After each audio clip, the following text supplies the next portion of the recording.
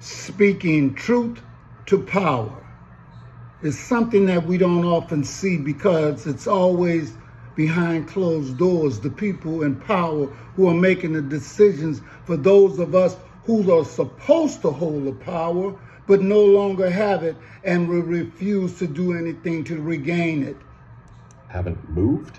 Because rent keeps climbing while wages don't. Because healthcare costs more than a mortgage in some states. Because we've got billion-dollar companies paying their workers $9 an hour and then turning around to ask for tax breaks. She picked up another sheet and held it up. This is your voting record, Mr. Speaker. You voted against expanding the child tax credit, against capping insulin prices, against paid family leave. And now you want to cut housing assistance by 18%? She glanced across the room. Tell me how that's protecting taxpayers. Because all I see is someone protecting corporations and punishing poor people for being poor. There was a flicker of movement to her left. Another Democrat leaned in, whispering something to the colleague beside him. The cameras caught it, a brief shake of the head, and the words, barely audible on the boom mic, "She's going too far." But Jasmine wasn't flinching. She placed the paper down, folded her hands, and stared directly at Johnson. I've walked into homes where the lights don't come on because the parents had to choose between keeping the electricity or buying their kid a pair of shoes. Don't sit here in a tailored suit and tell me those people are a line item you can cut. Johnson was still smiling, but the edges were cracking. This isn't personal, Congresswoman. She leaned in. For me, it is. But what happened next would shift the entire hearing and leave the nation watching with their jaws on the floor. Johnson straightened in his seat, clearly rattled now, but trying not to show it. The mask was slipping, though. His voice came a bit quicker this time, a little too firm, like a man trying to grab hold of a conversation that had already sprinted away from him. You're painting me as the villain here, Congresswoman, he said, but I didn't create these conditions. I inherited them, just like you did. Jasmine didn't look away. You inherited power. I inherited consequences. There it was. The tone shifted again. The back row, usually filled with interns pretending not to text, was still. Everyone was listening now. The temperature in the room wasn't hot, but the tension made people sweat. Johnson tried another angle. With respect, we all want the same things, but we have to be realistic. We can't keep giving people everything they ask for. That's not how responsibility works. Jasmine smirked, just slightly. You know who else said something like that? She asked. The landlord who evicted my aunt from her apartment in Shreveport after she missed one payment. Didn't matter that she'd lived there 9 years, or that she'd just lost her job. He said, I can't give you everything you ask for. She slept in her car for 3 weeks. Then she died in it. A gasp came from somewhere on the right side of the room. It wasn't dramatic. It was real. Someone hadn't been expecting it, and it hit. Johnson blinked. His mouth opened like he had something to say, but nothing came out. Jasmine kept going. I know what happens when people like you call poor folks lazy. I've seen the receipts, and I've watched what your silence funds. The room was so still, you could almost hear the cameraman shifting behind the lens. Johnson glanced toward the chairman, maybe hoping for a procedural save, but no help came. He leaned forward again. Congresswoman Crockett, I'm here because I was elected to make tough choices, and those choices include putting a stop to wasteful, endless funding. If we don't course correct, we leave our grandchildren with nothing but debt. She nodded once. Tough choices, that's what you're calling this, but these aren't numbers. These are real people. When you make those tough choices, someone goes hungry. Someone loses their medication. Someone's child can't concentrate in class because they didn't eat breakfast. She flipped to another sheet in her folder. Let me read you something, she said. This is from a handwritten letter sent to my office by a woman in Yuma, Arizona. Her name's Clarissa. She's 62. Her husband died in 2021. She works the overnight shift at a laundry facility and still can't afford her arthritis medication. Her voice dropped, steady, measured. She wrote, Sometimes I think the people in Washington don't believe we exist. I've never seen anyone come to our neighborhood. They say we don't try hard enough, but I work so hard, I fall asleep with my shoes on. Crockett folded the letter and laid it flat on the table. That's what your cuts are hitting, not lazy people, not freeloaders, just Americans trying to stay alive in a system that forgot about them. For a moment, Johnson didn't speak. Then finally, "I think we've gone off topic." "No," Jasmine replied. "We've finally gotten to the topic." That hit harder than anything she'd said all morning, and she wasn't done. She pointed toward the monitors overhead, displaying charts and slides from earlier. "You've got graphs showing expenditures, but not one picture of a person. Not one. Why is that? Because if people saw what this actually looked like, if they saw a mother in Biloxi choosing between antibiotics for her daughter and paying the rent, this wouldn't be a policy debate anymore. It'd be a crisis." The room had gone from tense to electric. A few aides were whispering again, but no one dared interrupt. And then Johnson, nearly under his breath, said, "I think your emotions are clouding the conversation." Jasmine leaned forward, eyes sharp. "No, Mr. Speaker, my humanity is making sure we don't forget what the conversation's really about." But in the next moment, when Jasmine spoke again, she wouldn't just challenge Johnson.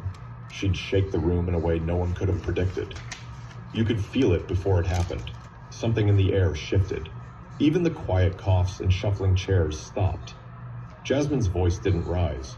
In fact, it dropped a little lower, or steadier. It was the calm before a kind of storm you don't see coming, but once it hits, everything changes. "I want to read something else," she said.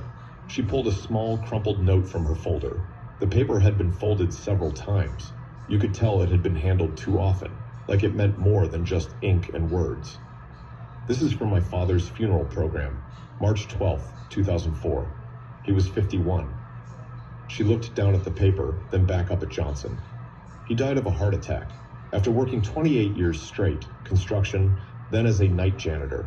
Never had health insurance. He skipped doctor's visits for years. By the time he felt chest pain, he told me he couldn't afford to waste a hospital bill. He said, and I quote, 'Don't call the ambulance. That's $700 I don't have.'"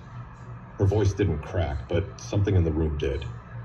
"So when you sit there and call this kind of help a waste, when you call people like my dad lazy or dependent, you're talking about someone who worked himself into the ground so we could eat." She paused just long enough. "And still died scared to ask for help." There was no reaction from Johnson. None he showed, at least. But a mic picked up a whisper from someone on the Democrat side of the room. "She just went nuclear." The phrase started trending within 10 minutes. By then, cameras were zooming in. You could see the furrow in Johnson's brow, the tightening in his jaw. This wasn't just a political difference anymore. It was a personal reckoning. Crockett wasn't grandstanding. She wasn't raising her voice. But the clarity in her words, the naked honesty of it, hit like nothing else that day. "My father never asked for handouts," she continued. "He asked for a shot at breathing past 50. He didn't get it. And that's not just his story. It's the story of thousands of Americans you're cutting out of the budget." A pause. Then she added, "But I guess that's easier to ignore when the only numbers you care about are printed in black and white." Someone to her left shifted in their chair, clearly uncomfortable. Another representative on the Republican side looked down at the table, drumming a pen with sudden nervous energy. Then came the line. It was simple. It wasn't scripted, but it landed like a punch to the chest. "Y'all keep saying these programs don't work, but I'm standing here because they did. Barely, but they did. And every time you cut them, you're betting that someone like me doesn't make it." Silence. Not the kind you get from people tuning out. The kind that holds a mirror up to everyone in the room. Back in the media booths, a C-SPAN producer whispered to a colleague, "We've never seen anything like this." And they hadn't. Within 30 minutes, clips of her words were on X, Facebook, TikTok, even on Instagram stories with subtitles and reaction faces. She didn't flinch. Jasmine Crockett, Congressional Reality Check. The hashtags weren't made by staffers or PR people. They were coming from teachers in Tulsa, nurses in Fresno, retired veterans in Toledo. The people she was talking about, people who never felt like anyone up there even remembered they existed, suddenly saw themselves reflected in a government hearing. Even some conservatives admitted it hit hard. On a local Oklahoma station, a 64-year-old viewer called in during a segment and said, "I don't care what side you're on. What that woman said today was the truth. My daddy died the same way." But back in the chamber, Crockett hadn't moved. She looked around the room, calm, composed, not a single tear. "You can disagree with my tone. You can push back on my delivery. But what you can't do, what you won't do, is pretend these people don't matter. But while the internet lit up and praise flooded in, not everyone took her words as courage. Some saw it as a threat, and that tension was about to erupt. For several long seconds after Jasmine finished speaking, no one moved. You could hear chairs creaking slightly as people shifted, but nobody said a word. The kind of pause where even the air feels like it's waiting to see what happens next. Then Johnson finally spoke, but his voice had lost its polish. "We all have personal stories, Congresswoman," he said, quieter now. "But this is about government spending. It's about structure and discipline." That word again, discipline. Jasmine blinked, but didn't respond. Not yet. From the back of the room, Representative Linus Derrick, a Democrat from Pennsylvania, leaned toward the congressman next to him and whispered, "She's hijacking the whole narrative." Another voice, barely audible, followed. "She said what we were all thinking."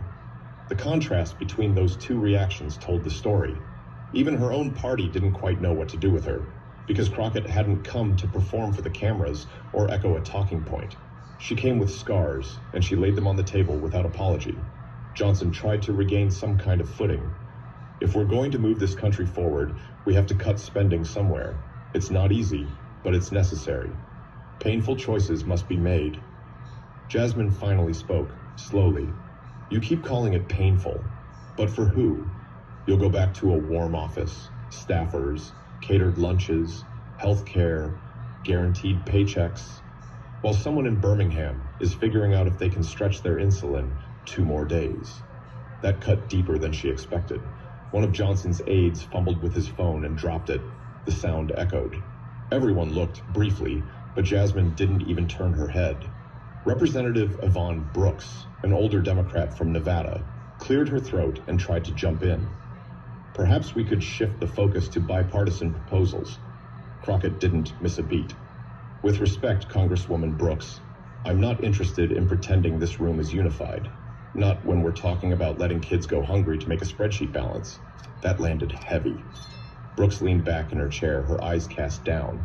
Then, surprisingly, someone on the Republican side spoke.